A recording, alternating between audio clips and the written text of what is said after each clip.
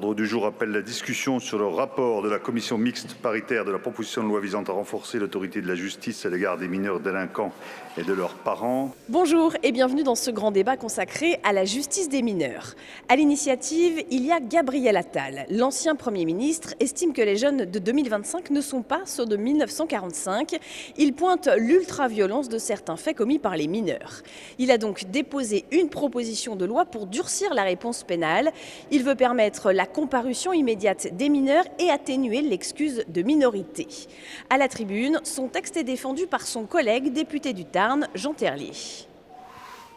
Je tiens à titre liminaire à remercier notre président Gabriel Attal, président du groupe Ensemble pour la République, qui a une nouvelle fois accepté de me prêter sa confiance en me confiant le rapport de ce texte. Cette proposition de loi entend relever un défi majeur auquel doit faire face notre pays. Apporter une réponse pénale à la hauteur des enjeux sécuritaires posés par des mineurs délinquants qui commettent des faits de plus en plus graves. Apporter une réponse pénale à la hauteur des enjeux, cela signifie concrètement une justice plus réactive et plus sévère pour les mineurs violents ancrés dans la délinquance. C'est ce que prévoit cette proposition de loi, avec notamment la possibilité d'une audience unique en comparution immédiate et l'assouplissement de l'excuse de minorité pour les mineurs de plus de 16 ans ayant commis des faits particulièrement graves. Le renforcement de cet arsenal pénal face est une exigence forte de nos concitoyens qui sont confrontés dans leur quotidien à des délinquants toujours plus jeunes qui commettent des faits toujours plus graves. Ce réarmement doit s'opérer cependant dans le respect de la justice pénale des mineurs. Moi qui étais rapporteur du projet de loi ayant donné naissance en 2021 au Code de justice pénale des mineurs, le respect de cet équilibre entre efficacité de la réponse pénale d'une part et préservation des droits fondamentaux des mineurs d'autre part a été ma boussole tout au long de ces travaux parlementaires. À l'issue des dits travaux, je peux vous le certifier, mes chers collègues, aucun des grands principes de la justice pénale des mineurs n'est remis en cause par ce texte. Si le renforcement de la justice pénale des mineurs opéré par le texte est nécessaire, il n'est pas suffisant. L'implication de la famille du mineur est également essentielle pour sortir celui-ci de sa trajectoire délinquante. C'est la raison pour laquelle j'ai été particulièrement attentif, lors des travaux parlementaires, à préserver les dispositions qui responsabilisent les parents des mineurs délinquants. Et face aux caricatures, mes chers collègues, je tiens ici à rappeler à nouveau que ce texte ne sanctionne pas les parents de bonne foi, ceux qui sont dépassés par leurs enfants, mais les parents démissionnaires. Ceux qui se désintéressent sciemment du sort de leurs enfants, ceux qui par exemple ne viennent pas aux audiences du juge des enfants qui concernent leur enfant, ou encore ceux qui laissent sortir leur enfant mineur un soir d'émeute. Le texte issu de notre accord avec le Sénat respecte ces orientations qui étaient au cœur de la proposition de loi. Il renforce notre dispositif pénal tout en respectant la spécificité de la justice pénale des mineurs et responsabilise les parents défaillants. Sans viser à l'exhaustivité, je souhaiterais vous présenter brièvement certaines des dispositions au cœur de cette proposition de loi et les modifications qui ont été apportées lors de nos travaux en CMP. À l'article 1er tout d'abord, nous avons maintenu la nouvelle circonstance aggravante du délit de soustraction et redéfini les contours de ces délits de manière à mieux responsabiliser les parents de mineurs délinquants. Nous avons renforcé la solidité juridique de la nouvelle procédure d'audience unique en comparution immédiate prévue à l'article 4 en le réservant aux seuls mineurs âgés de 16 ans au moins. Ce seuil d'âge, en discussion avec le Sénat, me paraît équilibré et correspond à l'esprit de cette procédure qui a vocation à être réservée aux mineurs déjà connus de la justice afin de mettre un coup d'arrêt à leur parcours de délinquants. Cette procédure permettra de rendre une décision judiciaire dans un temps proche des faits commis au service d'une justice plus réactive et donc plus efficace pour des mineurs qui sont bien souvent ancrés dans le seul présent. L'article 5 a été remanié pour renforcer le caractère opérationnel de l'assouplissement des règles relatives à l'atténuation des peines pour les mineurs. Cet assouplissement ne s'applique qu'aux mineurs d'au moins 16 ans qui commettent des crimes ou des délits graves en état de récidive légale. Ces dispositions sont essentielles et portent un message fort en permettant d'adapter réellement la peine prononcée à la gravité des faits commis. Ce dispositif, je le rappelle, laisse la main au magistrat en toutes circonstances, qui pourra toujours décider de faire application de l'atténuation des peines quand il l'estime nécessaire. Enfin, sur les articles 10 bis et suivants, introduits en séance par le Sénat, sont des évolutions qui sont les bienvenues et qui complètent utilement cette proposition de loi. Ces articles visent notamment à renforcer les obligations au titre d'une mesure éducative judiciaire provisoire et à mieux sanctionner leur violation par le mineur. Ils facilitent également la mise en œuvre de mesures de couvre-feu pour les mineurs tout en encadrant leur application. Vous le voyez, mes chers collègues, les dispositifs de ce texte que nous présentons sont des mesures concrètes, crédibles, qui sont de nature à apporter une réponse efficace aux enjeux de la délinquance des mineurs. Vous connaissez maintenant, mes chers collègues, l'adage « tu casses, tu répares, tu salis, tu nettoies, tu défies l'autorité, on apprend à te la faire respecter ». Alors, mes chers collègues, je vous invite à voter ce texte pour que cet adage entre dans notre droit positif. Je vous remercie. La gauche est résolument contre ce texte. Elle dénonce une proposition qui va à l'encontre des principes fondateurs de la justice des mineurs fixés par une ordonnance de 1945. Avant même le début des débats, la France insoumise défend donc une motion pour rejeter l'intégralité du texte. Nous votons aujourd'hui un énième texte initialement très répressif et qui a été durci tout au long de son chemin législatif. La particularité de cette PPL est qu'elle concerne les enfants de notre pays, faisant atteindre à ses rédacteurs et inspirateurs un niveau de cynisme rarement égalé. 3 ans seulement après la grande réforme du Code de la justice pénale des mineurs, qui avait déjà extrêmement durci le droit pénal applicable aux mineurs tel qu'il ressortait de l'ordonnance de 1945, vous remettez une pièce dans la machine répressive sans même disposer d'un rapport d'impact de la dernière réforme en la matière. Est à l'œuvre aujourd'hui la dégradation à une vitesse effarante de ce qui faisait autrefois la spécialité de la justice des mineurs. Une spécialité indispensable pour la simple et bonne raison qu'il s'agit d'enfants. D'enfants en difficulté que vous voulez toujours plus briser sur l'autel de votre obsession punitive. Nous nous apprêtons donc à voter un texte qui répond ostensiblement à un agenda politique et non à un besoin. Un texte contre-productif à l'égard de ceux dont nous devons plus que tout défendre l'intérêt supérieur, comme l'ont rappelé l'immense majorité des professionnels que nous avons auditionnés et qui nous ont sollicités et alertés depuis le début de l'examen de ce texte. Les nouvelles dispositions prévues par le Code de la justice pénale des mineurs de 2021 sapaient déjà les principes fondamentaux d'une justice spécialisée pour les mineurs, mais cette proposition de loi, qui vise à rapprocher le traitement pénal des mineurs de celui des majeurs, va encore plus loin. Sans grande surprise, cette proposition de loi reprend en partie les éléments annoncés par Gabriel Attal quand il était encore Premier ministre. Accélération de la pénalisation des mineurs par la comparution immédiate, responsabilité pénale des parents pour des faits reprochés à leurs enfants et fin de l'atténuation de responsabilité en cas de récidive.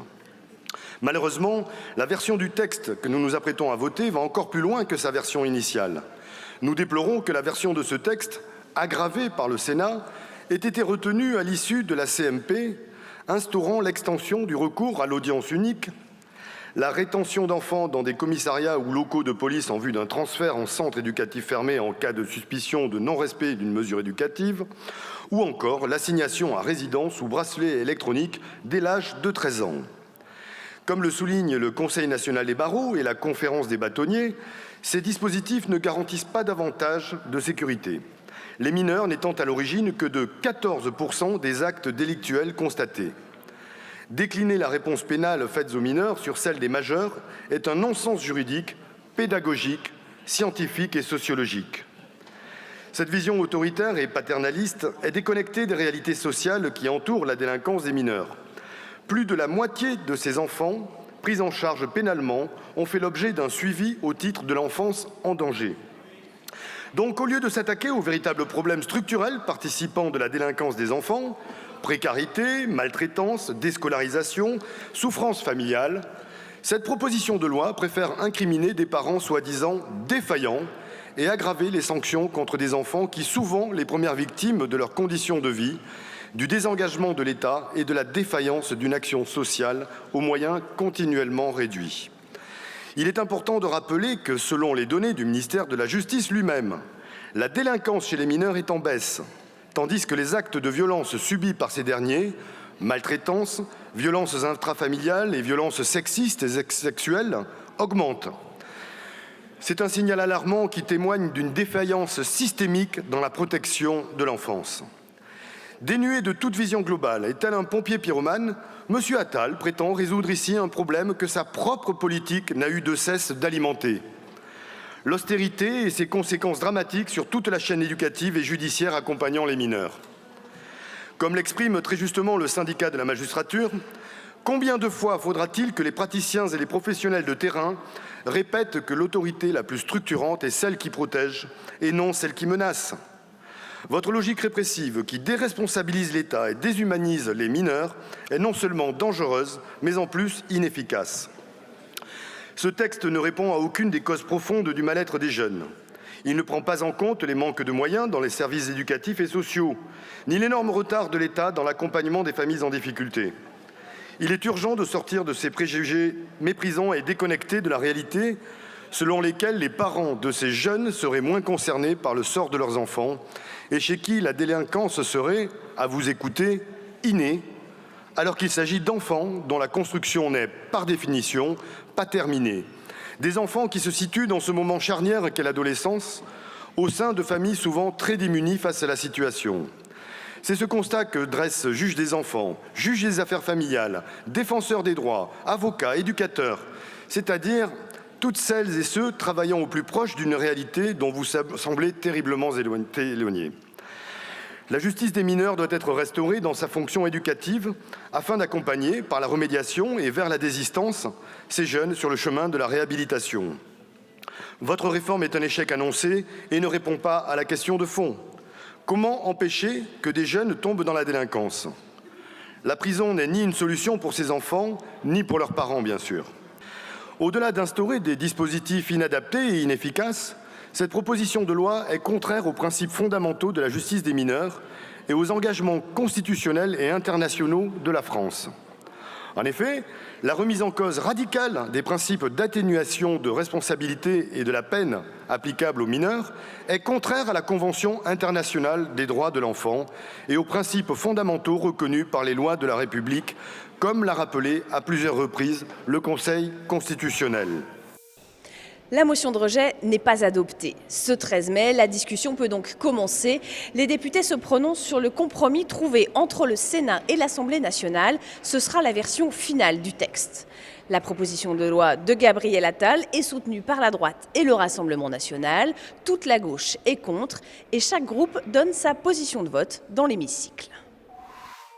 Le phénomène de délinquance des mineurs en 2025 n'est pas la guerre des boutons de Louis Pergaud, à laquelle se livrent après l'école les enfants des villages pour rapporter comme butin les boutons de culottes pris à l'ennemi et provoquer la correction des vaincus par leurs parents. Malgré l'atteinte majeure à la tranquillité et la sécurité publique que représentent en 2025 délinquance et criminalité des mineurs, le texte issu de la commission mixte paritaire demeure au milieu du gué. Le changement d'intitulé de la proposition de loi qui initialement visait à restaurer l'autorité de la justice à l'égard des mineurs délinquants et de leurs parents et qui vise désormais à aménager le code de la justice pénale des mineurs et certains dispositifs n'occulte pas que l'État central, dont les symboles sont la cible, école, mairie, commissariat, caserne de pompiers, connaît avec le pouvoir judiciaire qui en est l'émanation un effondrement de son autorité. Corollaire de cet effondrement, le sentiment d'impunité des mineurs délinquants est un facteur déterminant de passage à l'acte. De longue date, et encore dans le cadre des présents débats parlementaires, le Rassemblement national a prôné et porté plusieurs propositions de loi et amendements pour un durcissement de la réponse pénale. D'abord par l'abaissement des seuils d'âge, qui sont autant de seuils charnières, obstacles à une réponse pénale efficace. Le seuil de 13 ans. En deçà de 13 ans, les mineurs bénéficient d'une présomption de non-discernement, empêchant le prononcé à leur encontre d'une sanction pénale. Le seuil de 15 ans. En deçà de 15 ans, les mineurs ne peuvent pas être jugés selon la procédure d'audience unique en comparution immédiate. Le seuil de 16 ans. En deçà de 16 ans, les mineurs bénéficient automatiquement d'une atténuation de la peine encourue, divisée par 2 par rapport à celle encourue par un majeur pour la même infraction. Tous ces seuils du siècle dernier sont surannés, totalement dépassés. D'après les chiffres clés de la justice, pour l'année 2023, 9% des mineurs mis en cause avaient entre 10 et 12 ans. 2% des mineurs mis en cause avaient moins de 10 ans. Ainsi donc, 11% des mineurs mis en cause, soit plus d'1 sur 10, étaient âgés de moins de 12 ans. D'après le ministère de l'Intérieur, en 2023, 40% des mineurs auteurs d'infractions pénales connues étaient âgés de seulement 13 à 15 ans. Faut-il rappeler, pour la seule année 2024, l'agression violente devant son collège de Montpellier de la jeune Samara, 5 mineurs âgés de 14 et 15 ans sont mis en examen. Le meurtre de Philippe Kopman à Grande-Synthe, 3 adolescents âgés de 15 et 14 ans sont poursuivis. L'assassinat de Nessim Ramdam à Marseille d'une balle dans la tête, un mineur âgé de 14 ans engagé comme tueur à gages sur fond de trafic de drogue. L'extraordinaire devient si fréquent qu'il se fait ordinaire, écrit Alain Boer en janvier 2024 dans son ouvrage « Tu ne tueras point ». De longue date, le Rassemblement national a prôné la responsabilité pénale du mineur dès lors qu'il est doté de discernement. S'agissant de la peine encourue, l'exclusion de l'excuse de minorité de plein droit pour les mineurs de plus de 16 ans, mais aussi l'instauration de peines planchers, la suppression des allocations familiales pour les parents de mineurs criminels ou délinquants récidivistes, parents coupables de défaillances éducatives.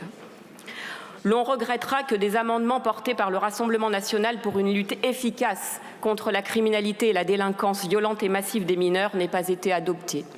L'on regrettera que la présente proposition de loi ne constitue qu'une énième réforme sans envergure qui, pas davantage que le Code de la justice pénale des mineurs du 30 septembre 2021, présenté comme la panacée par ceux-là même aujourd'hui à l'origine de cette PPL, ne permettra d'affronter les mutations de la délinquance des mineurs. Les mutations à l'œuvre, le très jeune âge des auteurs de crimes et délits, le phénomène de bandes organisées, l'utilisation des moyens numériques pour préparer et commettre des infractions telles la géolocalisation propice à la constitution de groupes d'émeutiers auraient exigé de considérer que la minorité n'est pas synonyme d'incapacité naturelle à comprendre et vouloir les actes criminels.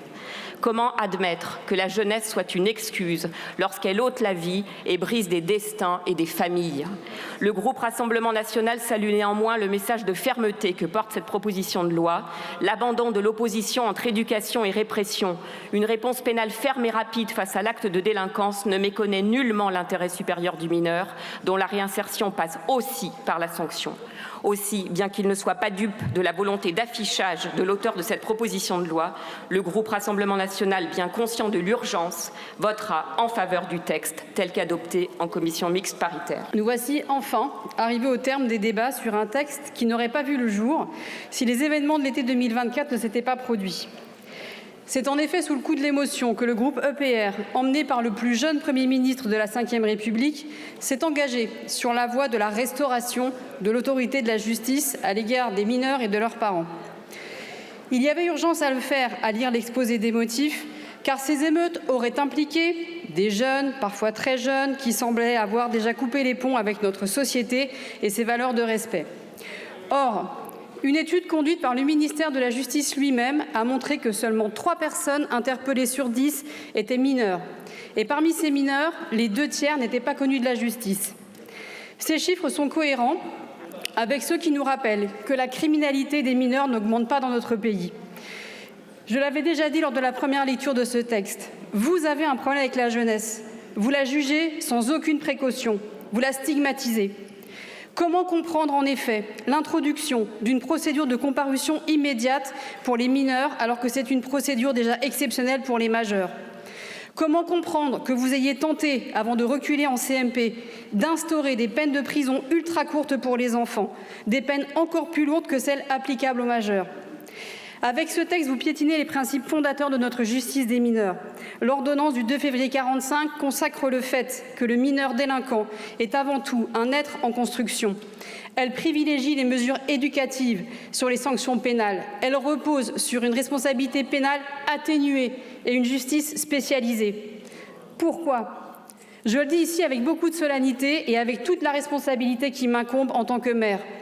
Que nous ayons un enfant, que nous en ayons 5, que nous soyons en couple ou parents solo, peu importe l'éducation que nous donnons et les valeurs que nous transmettons à nos enfants, aucun d'entre nous, aucun parent n'est à l'abri d'une bêtise, d'un débordement de son enfant. Mais le texte soumis aujourd'hui ici n'en a que faire, puisqu'il décide même d'étendre la culpabilité des mineurs à leurs parents.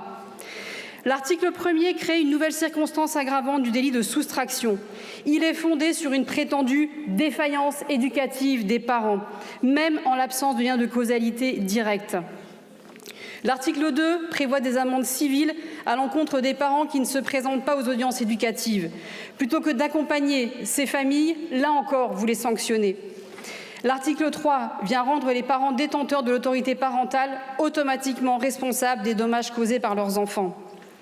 Quoi que vous en pensiez, quoi que vous en disiez dans les médias ou pour satisfaire des ambitions populistes, non, la justice des mineurs n'est pas laxiste. Les faits sont têtus.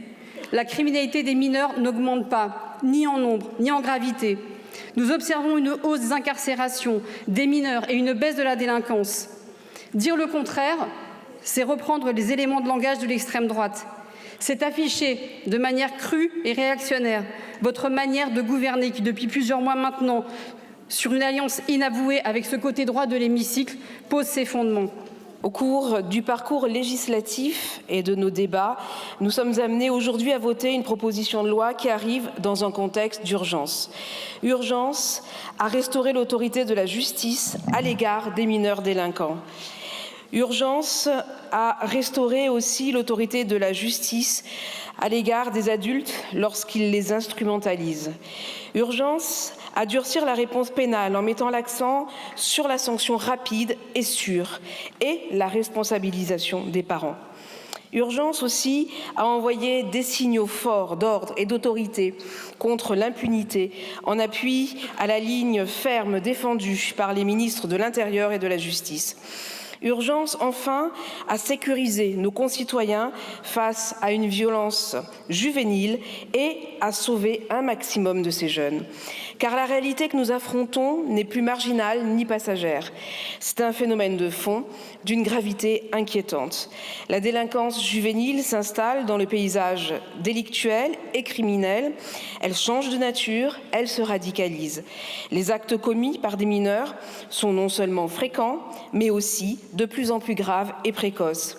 Ce ne sont plus seulement des incivilités ou des petits délits. Aujourd'hui, à 12 ans ou 13 ans, voire avant, certains jeunes sont déjà intégrés dans des logiques mafieuses, impliqués dans des actes violents, des trafics, des agressions, parfois même des homicides.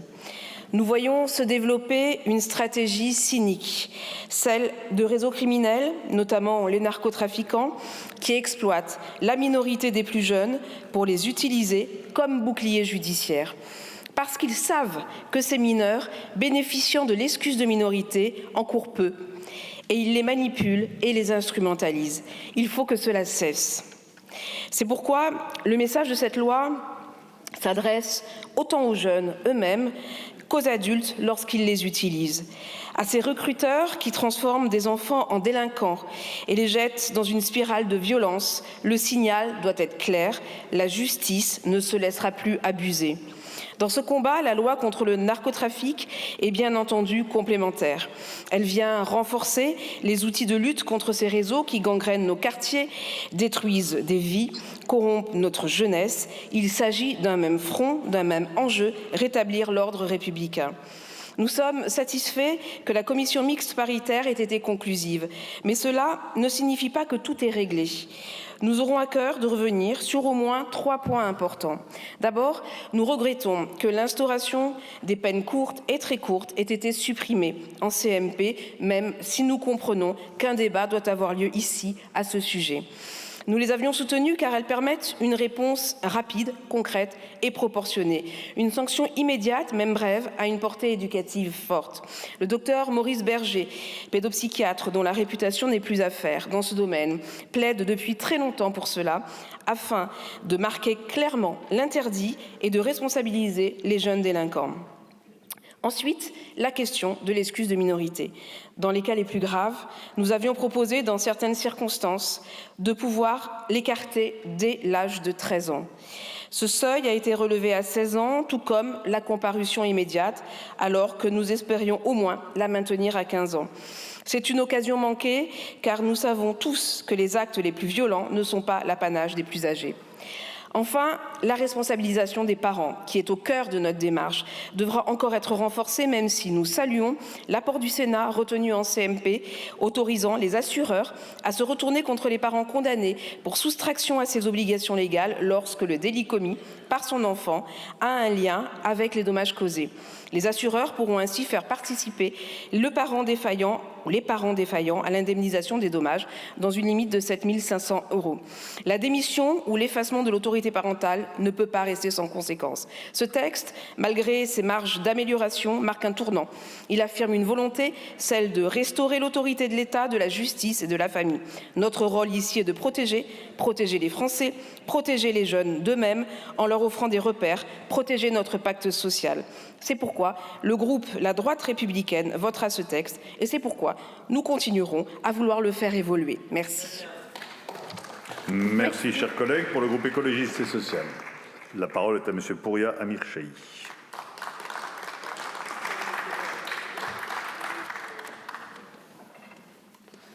Merci beaucoup.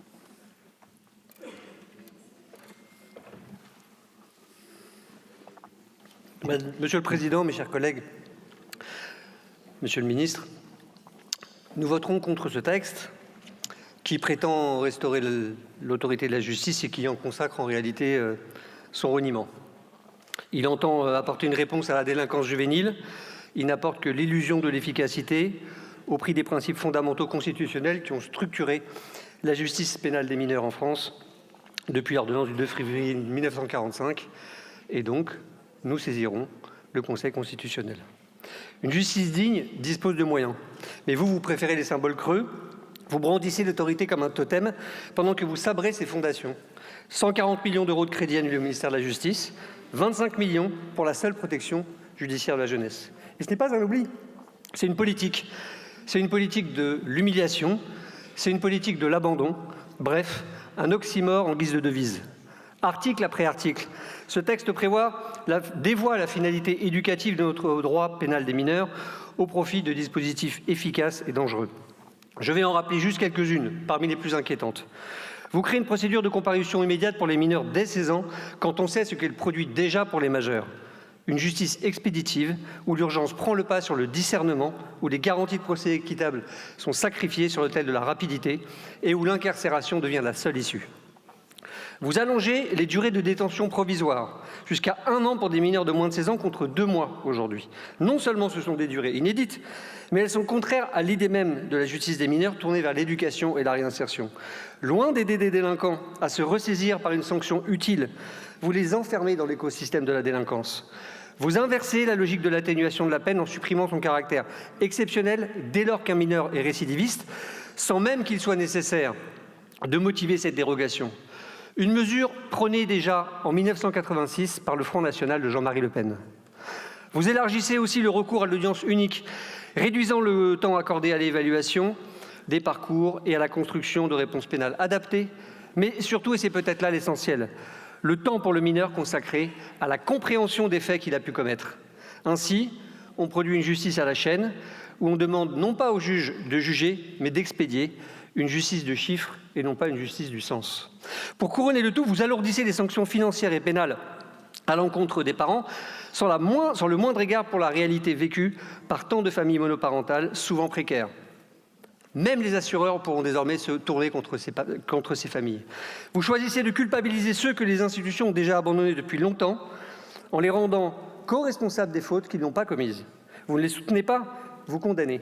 Vous ne réparez pas, vous stigmatisez. En réalité, vous punissez la pauvreté. Mais tout cela, vous le savez déjà pertinemment, parce que l'ensemble des professionnels de la justice vous l'ont dit. Vous voulez restaurer l'autorité de la justice, alors commencez par les écouter. Vous avez entendu, comme nous, l'opposition des professionnels de la PJJ, mobilisés partout le 25 mars dernier. Vous avez entendu l'opposition de la Défenseure des droits. Vous avez entendu les juges, les avocats, les éducateurs, les associations aussi qui étaient mobilisées le 5 mai. Tous vous ont dit que ce texte est une rupture, une faute, et moi je vous le dis, une forfaiture. Mais vous n'en avez que faire.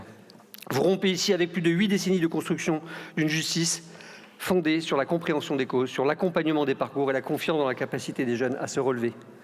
Vous vous attaquez à l'esprit même d'une ordonnance qui a été écrite dans une France qui comptait alors bien plus d'enfants livrés à eux-mêmes, orphelins, armés, blessés et parfois violents. Ce que vous engagez ici, c'est l'inverse de cette intelligence-là. Vous inversez la logique pénale. L'enfant, pour vous, n'est plus un sujet en devenir, mais un objet à surveiller. Et à ce glissement idéologique-là, vous ajoutez la brutalité sociale. Et puisque je parle de brutalité, Comment ne pas évoquer une nouvelle fois votre façon de légiférer, sans évaluation sérieuse, en vous appuyant sur des passions négatives, un coup d'exemple sensationnel, et permettez-moi de le dire avec un certain amateurisme, c'est pas pour rien que notre commission des lois avait supprimé les articles 4 et 5 que vous avez rétablis avec le concours du groupe de Madame Le Pen, et ce n'est pas pour rien non plus que la commission des lois du Sénat, c'est-à-dire les deux commissions référentes, a elle aussi à son tour souhaité vider votre mauvaise proposition de sa substance. Mais vous êtes sûr de vous et vous voulez passer outre. Alors puisque vous ne le faites pas, je voudrais le faire à votre place. Je voudrais m'adresser à celles et ceux que vous avez choisi d'ignorer. Aux éducateurs et éducatrices de la PJJ qui tiennent debout une institution maltraitée, merci.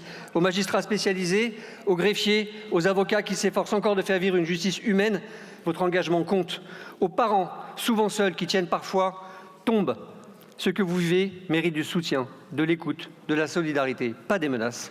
Et enfin aux jeunes eux-mêmes, à ceux qui parfois basculent, s'égarent, commettent des actes graves. Vous êtes responsables des actes que vous commettez. Mais la loi est là d'ailleurs pour le rappeler. Mais nous ne serons jamais de ceux qui vous marqueront au fer rouge. Cette responsabilité ne doit jamais être un couperet qui vous condamne à l'échec. C'est par la main tendue, non par le bâton, que l'on construit la sortie de la violence. Vous méritez mieux et plus que tous ces mépris. Merci, chers collègues. Pour le groupe Les Démocrates, la parole est à monsieur Éric Martineau.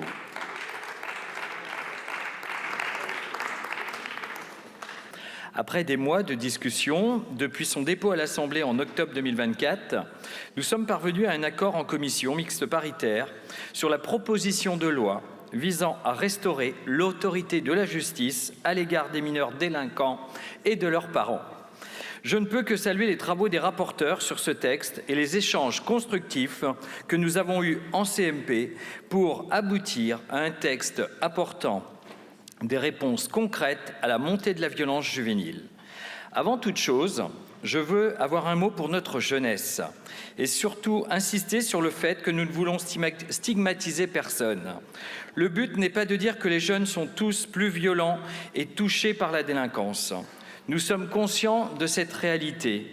Il existe une baisse des infractions commises par les mineurs. Seulement, les mineurs mis en cause sont de plus en plus jeunes et commettent des délits de plus en plus graves, ce que nous ne pouvons pas laisser faire. Et donc, il est important de lutter contre ce phénomène pour garantir la sécurité publique, accompagner notre jeunesse, apporter des mesures fortes et fermes, tout en préservant la spécificité de la justice pénale des mineurs.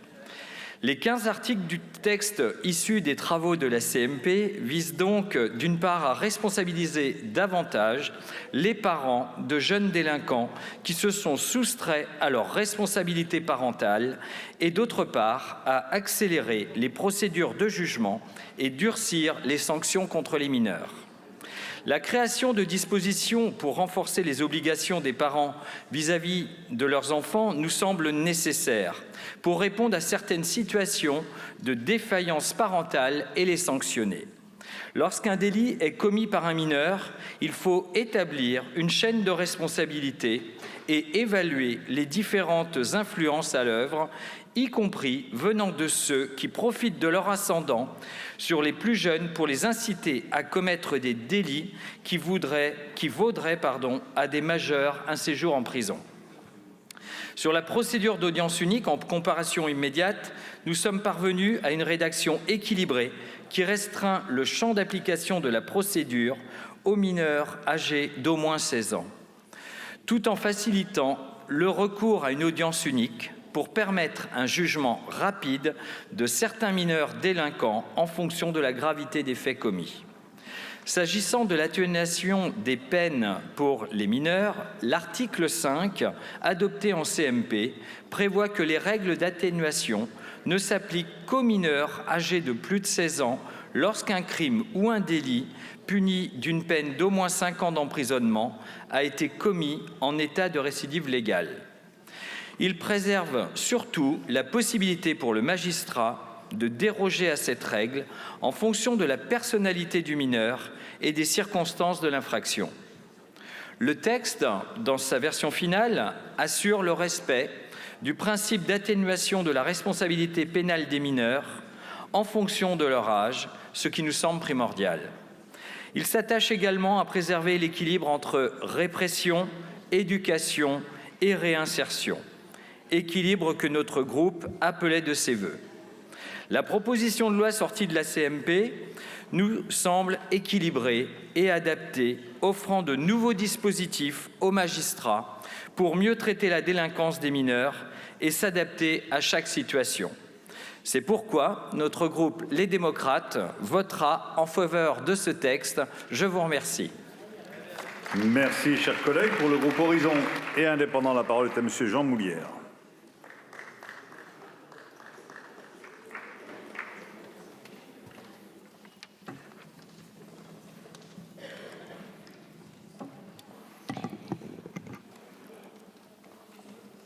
Merci Monsieur le Président, Monsieur le Ministre, Monsieur le rapporteur, mes chers collègues.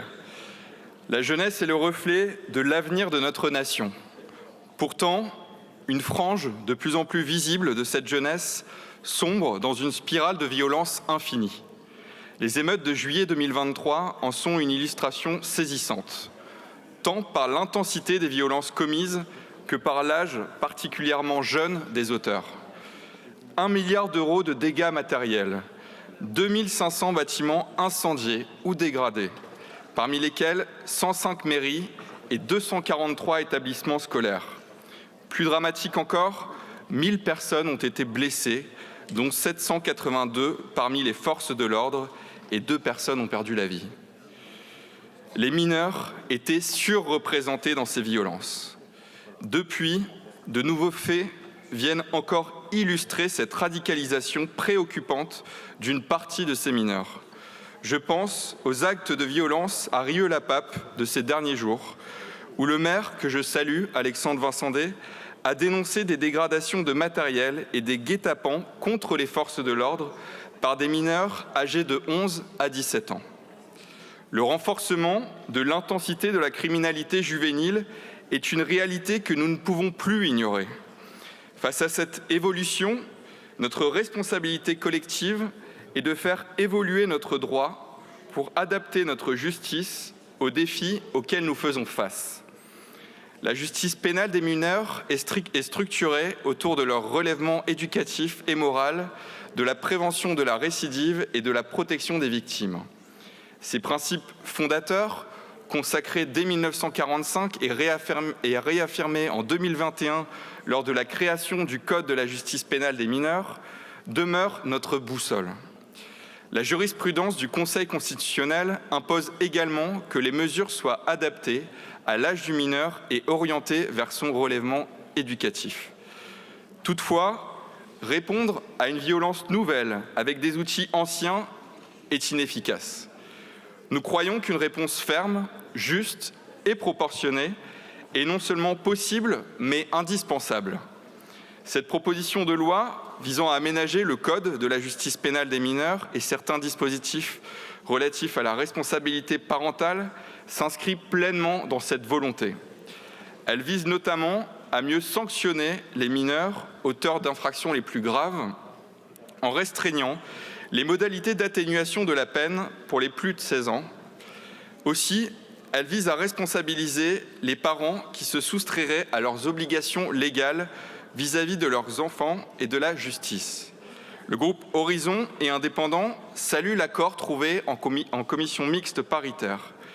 Il témoigne de la prise de conscience partagée de la nécessité de renforcer les outils juridiques à disposition des magistrats. C'est un message fort, un sursaut d'autorité que les parlementaires adressent à notre justice, mais aussi à nos concitoyens. Nous nous félicitons tout particulièrement du rétablissement à l'article 1er des dispositions visant à prévoir une nouvelle circonstance aggravante si le manquement des parents a directement conduit à la commission par le mineur d'un crime ou de plusieurs délits ayant donné lieu à une condamnation définitive. L'amendement que notre groupe a porté visant à élargir cette circonstance offrira à la réponse pénale une efficacité accrue. Enfin, nous souhaitons rappeler 2 éléments essentiels. D'une part, la prévention doit rester au cœur de notre stratégie contre la violence juvénile. L'école, les structures de soutien social et les politiques de quartier sont autant de leviers indispensables pour empêcher que certains jeunes ne basculent dans la délinquance. D'autre part, il nous faut aller plus loin. dans notre action face à la violence croissante de certains mineurs. Les réponses judiciaires doivent gagner en efficacité, en rapidité et en lisibilité. L'État doit assumer pleinement son autorité tout en renforçant les moyens alloués à la justice des mineurs. Le groupe Horizon et Indépendants votera en faveur de cette proposition de loi. Je vous remercie. Merci, chers collègues. Pour le groupe Liberté Indépendants Outre-mer et Territoires, la parole est à Madame Martine Froger. Merci, Monsieur le Président. Monsieur le Président, Monsieur le Ministre, Monsieur le rapporteur, mes chers collègues, les récentes violences ont révélé une délinquance juvénile plus visible, parfois plus violente, suscitant une réelle inquiétude dans la société. Face à cette situation, il est naturel de réagir. On ne peut ni banaliser ni rester passif. Mais réagir ne doit pas signifier céder à la précipitation en se laissant guider par l'émotion du moment ou la pression de l'opinion. Une réforme de la justice des mineurs, parce qu'elle touche à des vies en construction, ne peut répondre à l'urgence politique. Elle doit reposer sur des faits solides et préserver l'équilibre entre sanctions et accompagnement qui est au cœur de notre droit. C'est précisément cet équilibre que votre proposition de loi met en danger. Si nous comprenons les objectifs de cette loi, nous ne pouvons approuver les moyens retenus qui tendent vers une réponse presque exclusivement répressive. Certes, les chiffres peuvent impressionner. 169 000 mineurs impliqués dans des affaires traitées par les parquets, dont environ 30 000 condamnés au pénal. Mais permettez-moi de replacer ces données dans leur contexte. Cela ne représente que 2,5% des jeunes de 10 à 17 ans. La délinquance des mineurs reste donc contenue et c'est un fait essentiel qu'il faut rappeler face à la tentation du discours alarmiste. Car derrière cette proposition, je vois un glissement, une logique du tout répressif qui oublie les piliers fondamentaux de la justice pénale des mineurs. Où sont les dispositifs d'accompagnement? Où sont les mesures de prévention, de soutien à l'insertion, de protection? Cette absence est une faille majeure de votre texte. La sanction seule ne saurait suffire. La réponse pénale doit être équilibrée. Sanctionner, oui, mais aussi accompagner pour prévenir la récidive, pour reconstruire, pour réinsérer. C'est cela la philosophie de la justice des mineurs depuis l'ordonnance de 1945, constamment réaffirmée. La justice n'est pas qu'une machine à punir, elle est aussi un outil de reconstruction. Et j'en viens à la question des parents que cette proposition de loi veut responsabiliser. Là encore, oui, il faut agir car l'implication parentale est souvent déterminante dans le parcours de ces jeunes. Mais au lieu de préconiser des mesures éducatives, vous rétablissez et aggravez même une amende civile en cas d'absence du parent pour la porter jusqu'à 7 500 €. Une sanction qui frappera avant tout les plus précaires, ceux qui sont déjà en difficulté. C'est une double peine sociale. Tous les professionnels que vous avez auditionnés l'ont dit, cette mesure est inadaptée, contre-productive. Nous devons accompagner ces familles fragilisées, pas les sanctionner, au risque de les accabler davantage. Nous devons proposer des solutions plus humaines. Enfin, je tiens à exprimer mes plus vives inquiétudes face aux atteintes que ce texte porte aux principes fondamentaux de la justice des mineurs. Le rétablissement de la comparution immédiate en est une illustration. Si je comprends le besoin d'une justice plus réactive, cela ne peut se faire au détriment des droits des jeunes. Malgré les ajustements apportés en CMP, limitation aux mineurs de 16 ans et maintien du consentement assisté, cette mesure reste à mes yeux largement symbolique, inopérante et porteuse de risques. L'article 5, qui revient sur le principe d'atténuation des peines, est encore plus problématique. La CMP a fait le choix d'inverser la logique actuelle de notre droit. Elle a prévu que, par principe, l'excuse de minorité ne s'appliquerait plus aux mineurs de 16-18 ans en cas de crime ou délit puni d'au moins 5 ans de prison commis en récidive. Il aurait été préférable que cette remise en cause de l'excuse de minorité soit limitée aux faits les plus graves, atteinte volontaire à la vie, viol ou agression sexuelle, par exemple. Vous introduisez là une rupture, une remise en cause d'un principe fondamental de notre justice, celui selon lequel un mineur n'est pas un adulte et ne doit pas être jugé comme tel. Par ailleurs, nous ne comprenons pas cette précipitation. Cette réforme survient 3 ans à peine après l'entrée en vigueur du Code de la justice pénale des mineurs, qui a déjà renforcé la répression. Pourquoi ne pas attendre son évaluation? Pourquoi légiférer à nouveau si vite, sans bilan, sans recul? En vérité, ce dont la justice des mineurs a besoin, ce n'est pas d'un texte de plus. Ce sont des moyens pour la protection de l'enfance, pour l'éducation, pour la prévention, des personnels formés, disponibles, d'éducateurs, de psychologues, d'assistants sociaux, de présence humaine. Car ce n'est pas en durcissant les peines que l'on répondra aux racines de la délinquance des mineurs. Celle-ci s'appelle précarité, déscolarisation, maltraitance, souffrance familiale. Ce sont ces problèmes qu'il faut traiter si nous voulons vraiment changer les choses. Mes chers collègues, les enfants d'aujourd'hui sont les adultes de demain. L'État doit redevenir un guide, un tuteur, un appui pour leur avenir. C'est cela notre responsabilité collective. Et c'est à l'aune de cette exigence que nous devons nous prononcer sur cette PPL. Le vote du groupe LIOT est partagé. À titre personnel, je voterai contre cette PPL. Monsieur le Président, Monsieur le Ministre, Monsieur le rapporteur, dans l'ordonnance du 2 février 1945 sont reconnus deux principes qui sont au fondement de notre système de justice des mineurs. Je parle de la spécificité de l'enfance et de la primauté de l'éducatif sur le répressif. Et le texte que aujourd'hui nous finissons d'examiner, eh bien, il bafoue l'un et l'autre de ces principes et c'est sous couvert d'autorité qu'il s'inscrit parfaitement dans la continuité d'une dérive réactionnaire. Chez vous, en fait, quand on parle d'éducatif, c'est comme si on parlait d'excuses ou de laxisme, alors même que c'est bien cette primauté à l'éducatif qui a fait ses preuves pour lutter contre une criminalité qui était particulièrement haute en 1945. Non pas qu'elle n'existe plus aujourd'hui, mais malheureusement, les effets du détricotage des principes de l'ordonnance 45 contribuent aujourd'hui à cette nouvelle hausse. Alors que la justice des mineurs devrait accompagner, réparer, réhabiliter, vous érigez la répression comme principe cardinal de cette justice, avec comme unique finalité de punir et surtout de punir le plus vite et le plus durement possible sans juger finalement de la pertinence. Et puis, évidemment, nos débats ont été émaillés de faits divers pour permettre de justifier ce texte, alors même que les articles contenus dans ce texte ne traitaient absolument pas ni des causes ni des effets de ces faits divers. Aujourd'hui, c'est la moitié des mineurs condamnés qui récidivent dans les 2 ans. Et ce que je constate, c'est que c'est alors que le principe de primauté de l'éducatif sur le punitif qui a été piétiné ces dernières années que ce niveau de récidive est aujourd'hui présent.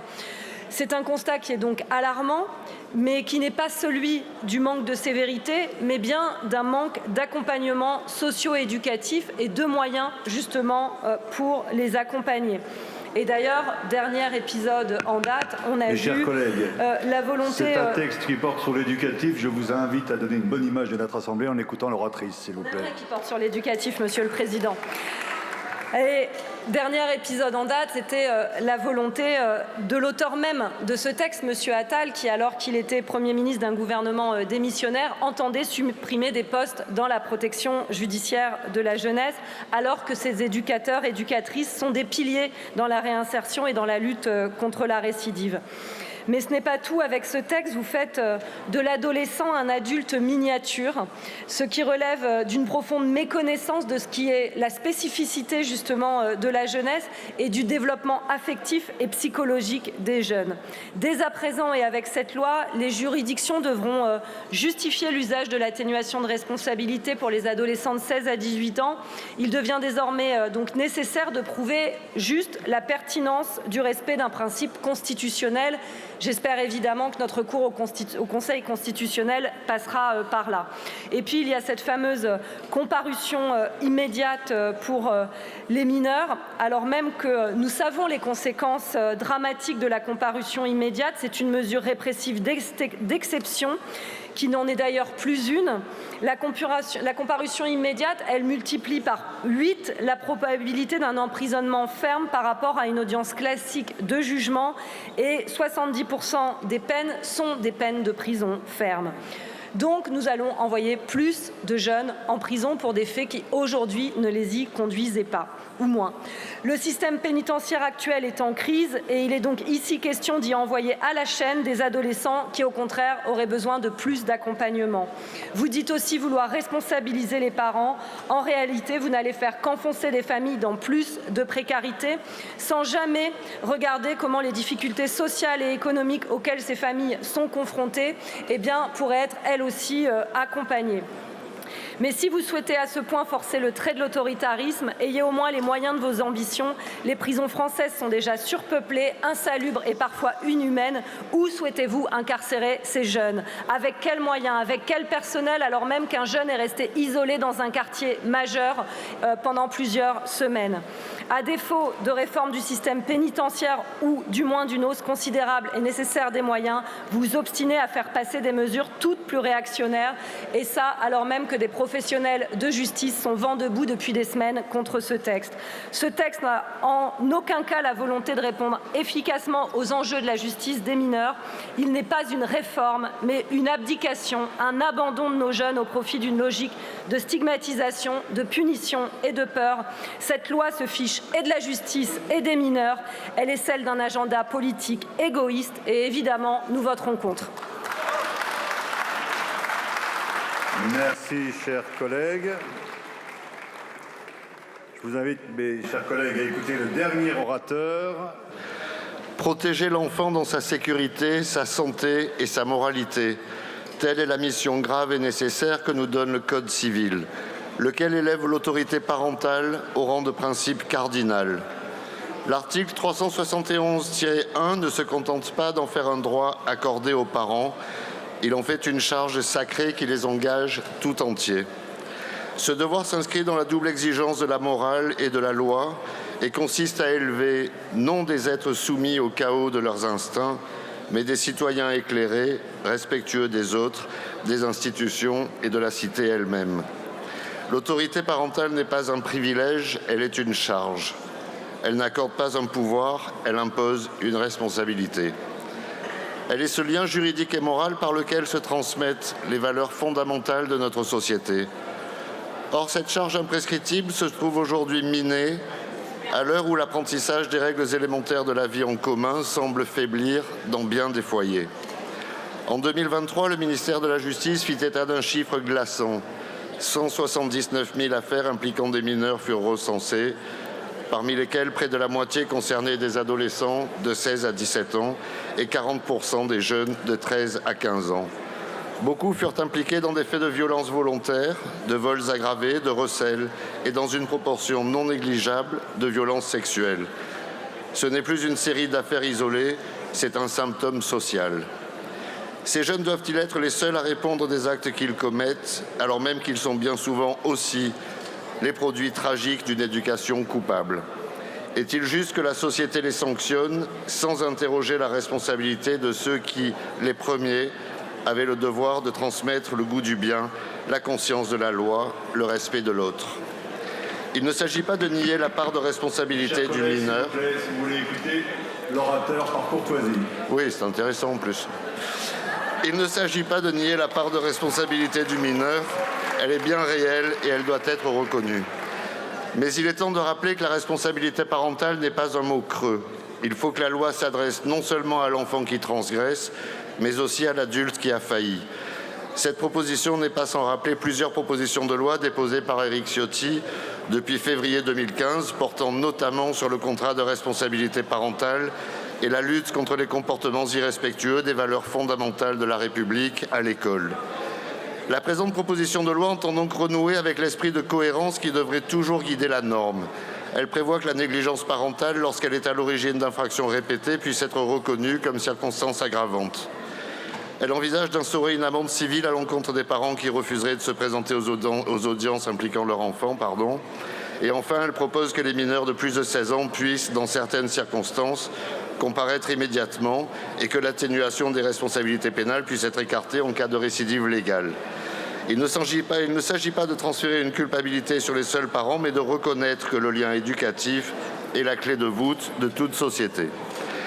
À l'aune de tous ces éléments, le groupe UDR votera donc pour cette proposition de loi, mais en pleine conscience de ses limites et en déplorant son instrumentalisation excessive quant à la réalité des évolutions proposées. Nous notons notamment une difficulté avec l'article 7, une mesure de nature à alourdir encore le droit pénal des mineurs et à entraîner une complexification, voire une absence de mise en détention provisoire de mineurs particulièrement dangereux pour le seul motif d'une absence de remise d'un rapport.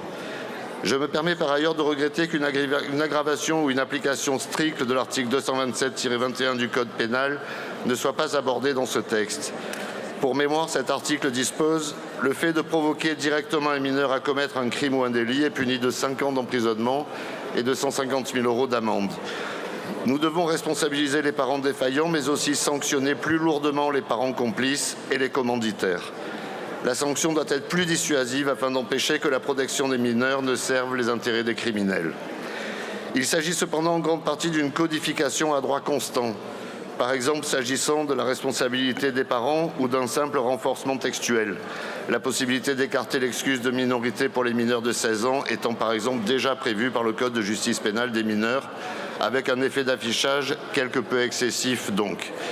Il ne faut pas abuser les Français, cette loi aura peu d'effets concrets et substantiels.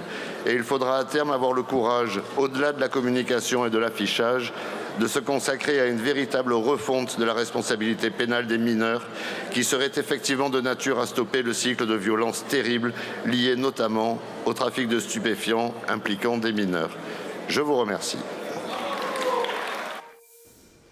Les députés adoptent la proposition de loi de Gabriel Attal à 341 voix pour, 187 contre. Mais mi-juin, le Conseil constitutionnel, saisi par la gauche, censure très largement la loi. Les sages ont dit non à la dérogation à l'excuse de minorité, non à la comparution immédiate et non à l'allongement de la durée de la détention. La loi promulguée fin juin est donc bien différente du projet initial de Gabriel Attal. C'est la fin de ces grands débats. Merci de votre attention. À bientôt sur LCP.